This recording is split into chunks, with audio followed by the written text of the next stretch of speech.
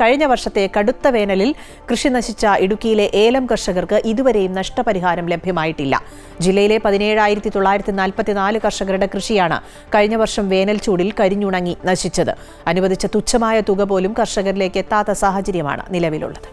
സർക്കാരിന്റെ എയിംസ് പോർട്ടലിൽ നിന്നുള്ള കണക്കനുസരിച്ച് 2024 വേനൽ ചൂടിൽ ജനുവരി 1 മുതൽ ജൂലൈ 31 വരെ 17,944 ഏലം കർഷകർക്ക് കൃഷിനാശമുണ്ടായി. 4,368 ഹെക്ടർ ഭൂമിയിലെ ഏലം കൃഷി നശിച്ചു. 10.93 കോടി രൂപയുടെ നഷ്ടമുണ്ടായി. ആദ്യഘട്ടമായി 78,53,208 രൂപ അനുവദിച്ചു.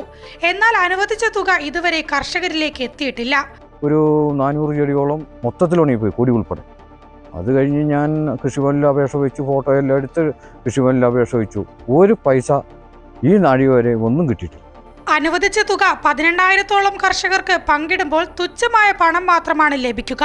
അതുപോലും നൽകാൻ കേന്ദ്ര സംസ്ഥാന സർക്കാരുകൾ തയ്യാറായിട്ടില്ല.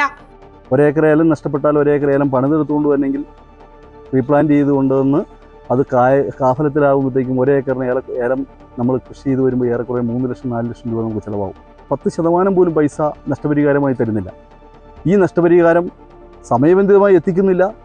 ഇപ്പോൾ അനുവദിച്ച തുക പോലും ഗവൺമെൻറ് ഇതുവരെയായിട്ടും എത്തിച്ചിട്ടില്ല. ലക്ഷക്കണക്കിന് രൂപയുടെ കൃഷിനാശം സംഭവിച്ചവർക്ക് ചെറിയ തുക നഷ്ടപരിഹാരം ലഭിച്ചതുകൊണ്ട് എന്ത് പ്രയോജനമെന്നാണ് കർഷകരുടെ ചോദ്യം. അമൃത ന്യൂസ്, ഇടുക്കി.